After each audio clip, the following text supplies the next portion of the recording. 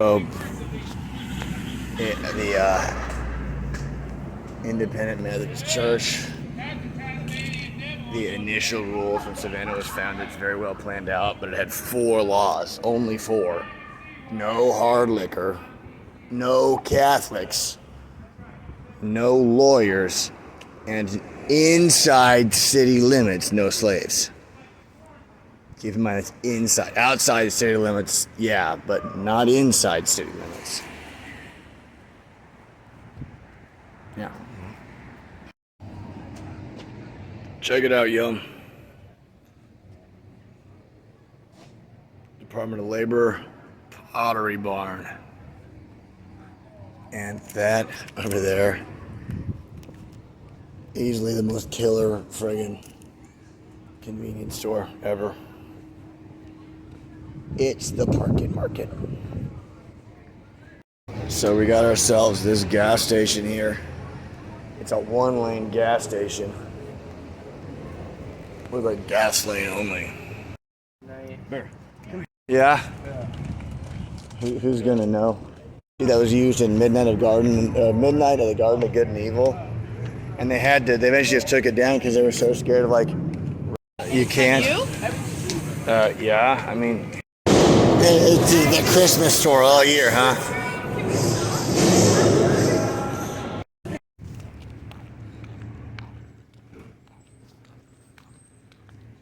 It's important, and I hate to be like that guy.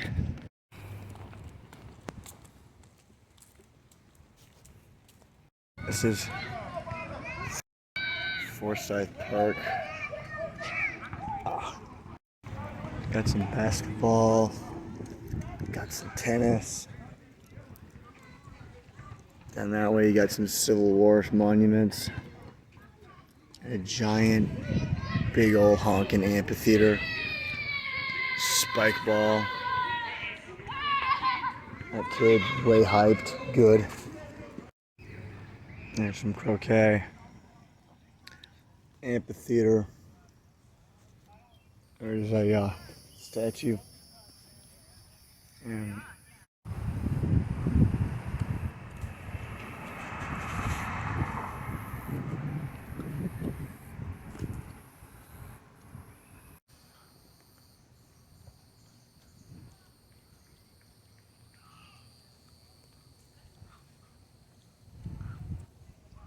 so they got the super red arboretum breakdown.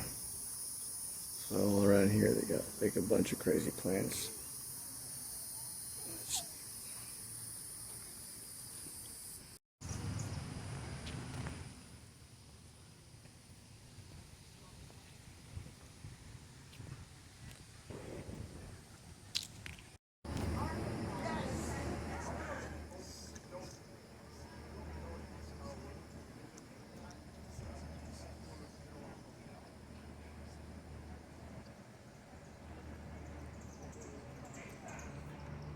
House.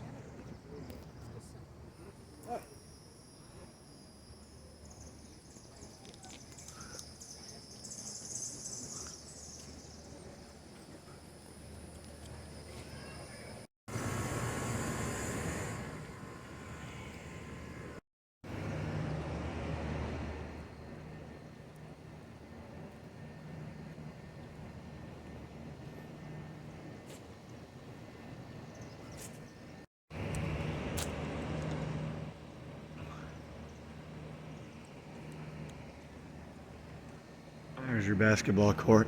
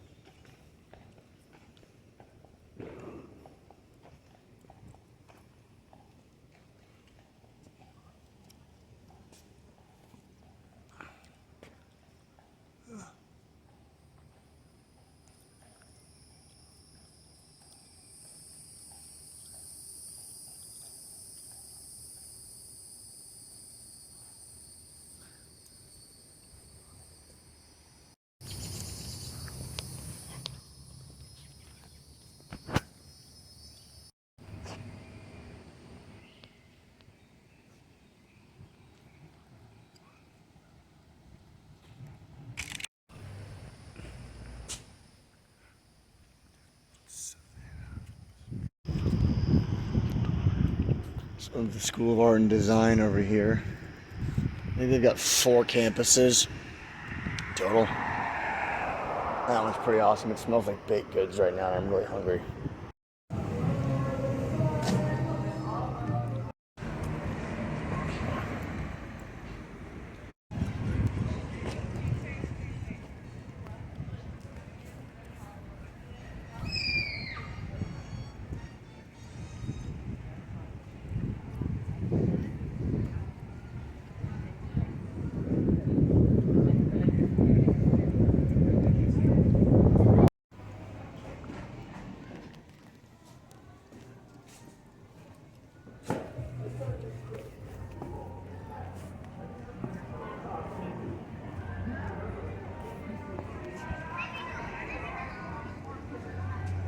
So like this is the what's it called?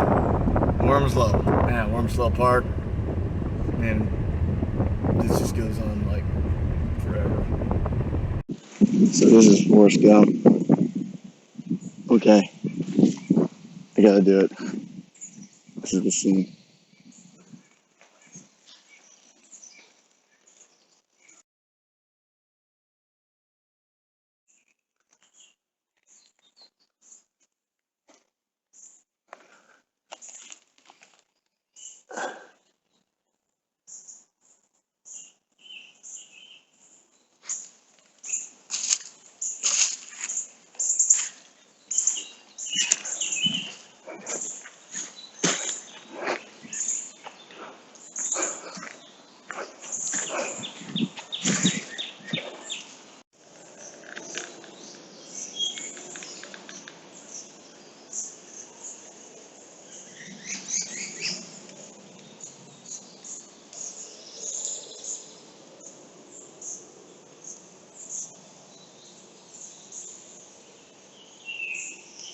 Because it's like, look how empty the highway is.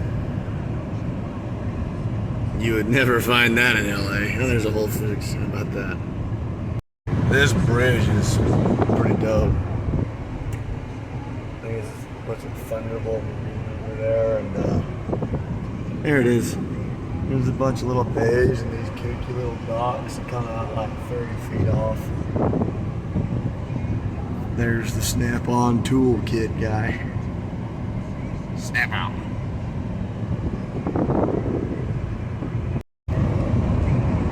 It's crazy that there's actually a pathway for a boat to get through over there, because it looks like, no offense, but it looks like Texas. Yeah, boom. River, and now you basically just can't even see it. Look at this big old pier on this deep dock. So there's another bridge over her to some stuff. I imagine how big a pain it is to dredge this. This is Fort Pulaski.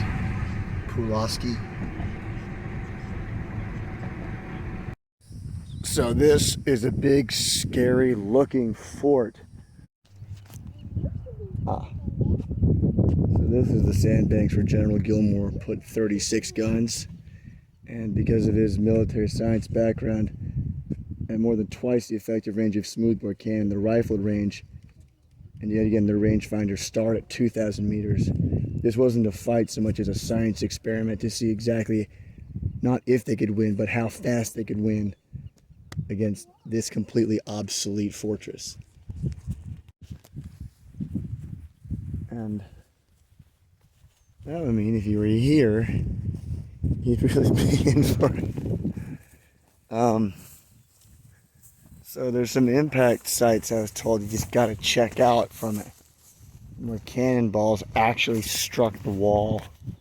The Union did was General Gilmore constructed 11 sandbanks on Tybee Island with rifled cannon. It's the first use of rifled cannon in the Civil War. So what you're looking at is like smoothbore cannon artillery fire. Rangefinders are done at like 200, 400, 600, 800. and then like 1,000, and like every 100 yards you have a new range finding chart. Whereas the rifled cannon, the range charts start at 2,000. So at the point at which all these guys can't reach. And they're rifled, so they go right through the wall. And you can see right there some impacts of where they were going in. And just imagine being these dudes thinking that you're literally out of range, and then you start taking accurate fire. And so they surrender. And then it goes up in terms of multiples of every 500 to 1,000 yards. It's just such a bad.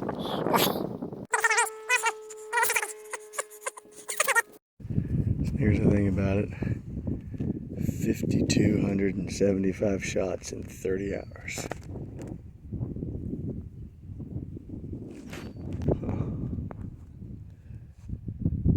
Hey, look, Mercer.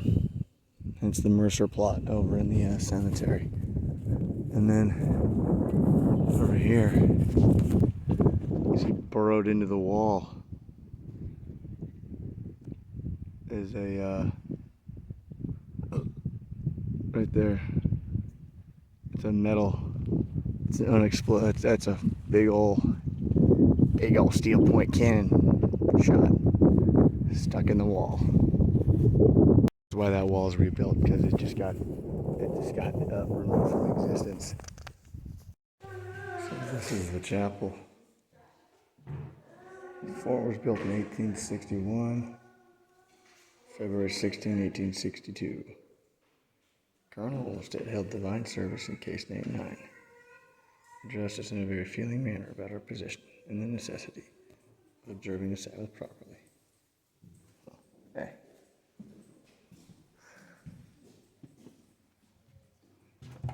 Officers' quarters.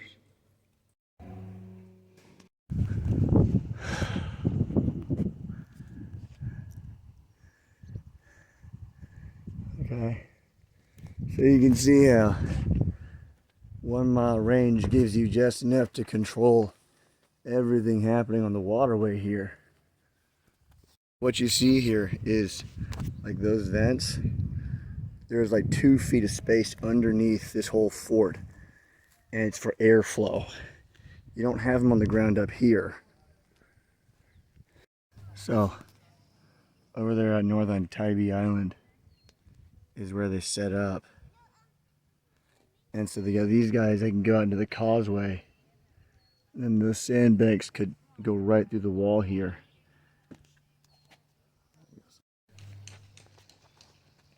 So your shoreline's moved closer, because where those bushes are is where the shoreline was back then. And then just beyond that, on the other side of the river, is where General Gilmore. Here's some grates, and you can tell down below, just down there, you can see water, I think. Yeah. And that's because underneath there's these tunnels, which really just focus as a rudimentary, that's a Civil War golf cart, rudimentary air vents, and so they'd function basically as air conditioning. And you can see them here too. Weird bug landing on my hand. These vents also function. See how it goes in and down? It's so, and there's some other examples there. It's so heat would go out and out, because they come, cool air rises up through those vents. And you see them over there too, because when you have black powder, you've got to get the airflow. And so underneath here, where these are about 2 feet below, there's air vents. And it's just an air duct all the way through. So you have air conditioning right there. It's a plant. Woo. And here's an example there. And I can actually feel, when I put my hand into it, you can actually feel the air coming up and out. It's definitely cooler than up here, where it's still sagging around. Let's see if I can actually get something to happen here.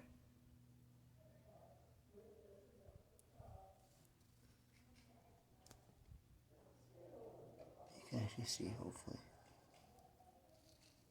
You see how it just kind of blows?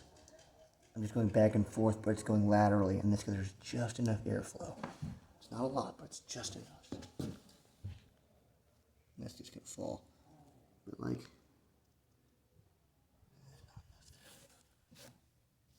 no. X, back in the day. Here's the fig tree I guess if we're at Fort Pulaski, that would be a fig Pulaski. Right there. And so here's an example. And again, they're thinking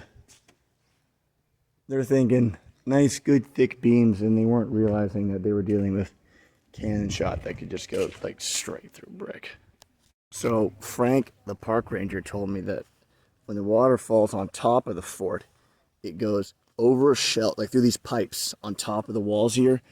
And it goes down through, and they filled those pipes with shells, so it's like a Brita filtration system. And then it goes through those into a bunch of like a lead sheeting. There's like lead sheets that filter like each one of these into one of 10 20,000 gallon cisterns underneath the fort here. And so you've got underneath the ground, anywhere there's brick, there's one of those 10 cisterns. So you've got the giant cistern, and then just above it is the airflow system. So there's like a cooling effect. And then the airflow system goes up into the rooms. And this is called blindage here. And these are some of the prisons. But once the CSA realized there's about to be a big fight, they dug up all this and used to build, I guess, just earthworks inside here to move around without getting hit. They didn't know what was going to happen. They didn't know it was going to be like an absolute bad time. Also, it took 18 years to build, which sounds like a long time, but it was built entirely with slave labor. And so because slave labor is also used in the agricultural work, it was not full season work. It was kind of so when they weren't being used elsewhere, they were put here, which also means that they'd tend to be working here when the weather was the worst. And that's why it took so long.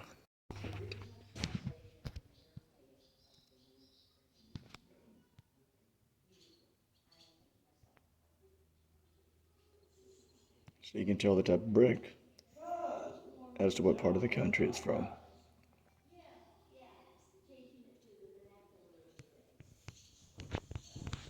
So this is basically a fortress constructed by sorrow. You gotta wonder, because this allowed the Union troops to control the entirety of the river here. You gotta wonder the subtle message of putting the prisoners on the outside walls. You know, come under attack, shoot away, guys.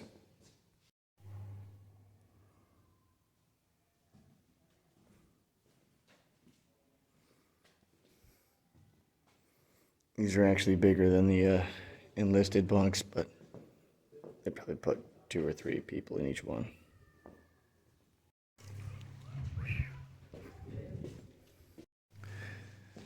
It's like 20 degrees cooler in here.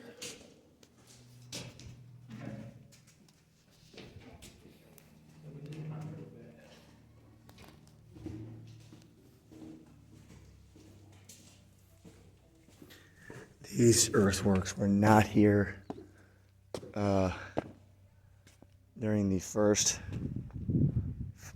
in the Civil War. These were built afterwards, mainly because earthworks actually stopped rifled cannon. And that's the parking lot. I really couldn't handle one right through the tunnels, getting turned around. Yeah. And they never said you couldn't do this.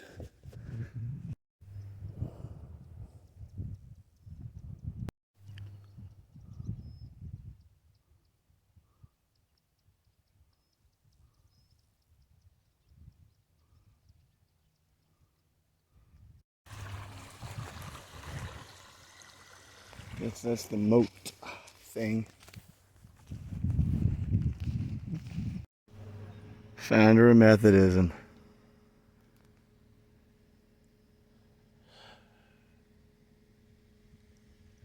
Oh, good. He started Anglican.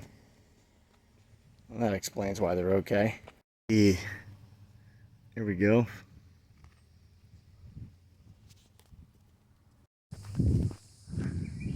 Kind of off the beaten path here. This is a thing. How about that? That's the old pier. And these are lookout points where they monitored electric mines in the channel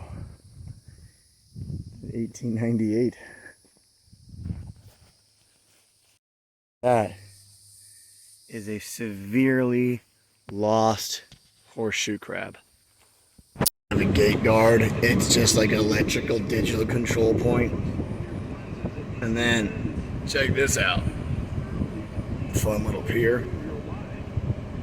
I don't know what they do out there. I don't care. This bug is just loving it. I need more Tybee. What's interesting is how far the coastline's moved over the years.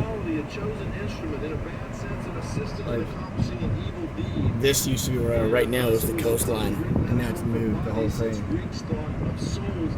Bigger. It's beyond their reach. It's channeling. It's something that they want to be a part of.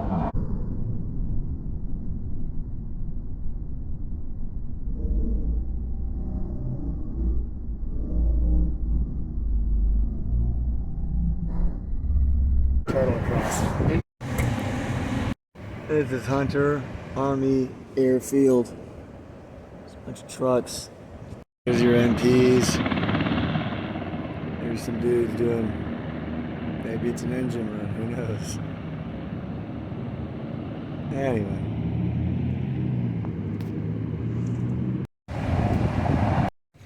So this is the Davenport House. And up there, that's a brand new building. But the Women's Historical Society, the 7 women who pulled up and bought this house, went on to buy the blue house across the street. And then they started pushing a whole bunch of legislation that would make it impossible to remove cobblestone, and gotta have matching architecture. And they're the reason that Savannah looks like the way it does today. Good for them. 200-year-old Italian mall.